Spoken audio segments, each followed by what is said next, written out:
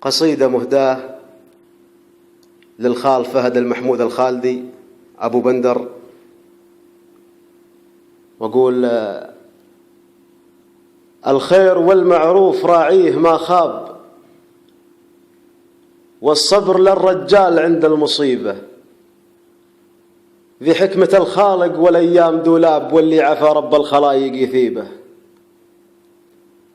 ومن يامن الدنيا ترى الوقت قلاب، كل يدفع في حياته ضريبة، كم واحد يبكي من الفقد منصاب، ودموع عينه فوق خده صبيبة، واليا هرج هرجه بها الزيف وسهاب، لا قام يتوجد ويرثي حبيبه، وإن قال مهما قال بالله ما صاب، بين الملا بالقول مفضوح عيبه.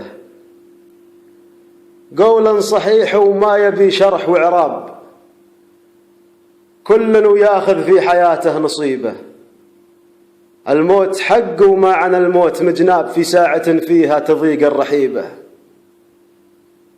كم راح ولنا قراب واصحاب واحباب، والدمع للغالي فلاه يجيبه، مقدر ومكتوب من رب الأرباب، والصبر عالشدات الله حسيبه. ومن منطلق شاعر يفاخر بالأقراب، ويشوش راسه بالعلوم النجيبة، خطيت أنا الأبيات والحبر زرياب، والشاعر الياشاش قافه نديبه.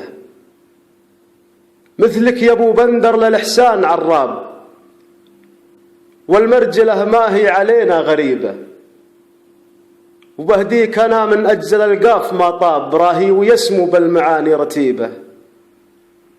فعلك ينومس يا ابن الأجواد الأشناب، يوم الردي حيشاك زايد نحيبة، وعفوك ترى فخر لنا بين الأجناب، وارضك ترى بالجود ياهي خصيبة.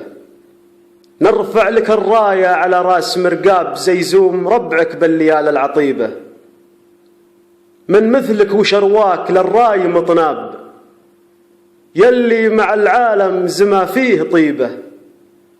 والله واللي أنزل الحق بكتاب، أنك تعد من العقول اللبيبة، يمعرب الجدين من طيب الأنساب، نعم القبيلة والرجال الصليبة.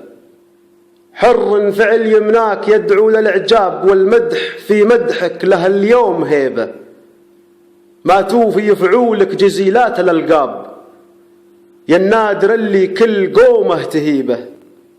ولا المنايا لو تعددنا الأسباب، كل على دربه شباب وشيبة، والخير والمعروف راعيه ما خاب، واللي عفا رب الخلايق يثيبه، واللي عفا رب الخلايق يثيبه. الشاعر أحمد عبد الله الخالدي.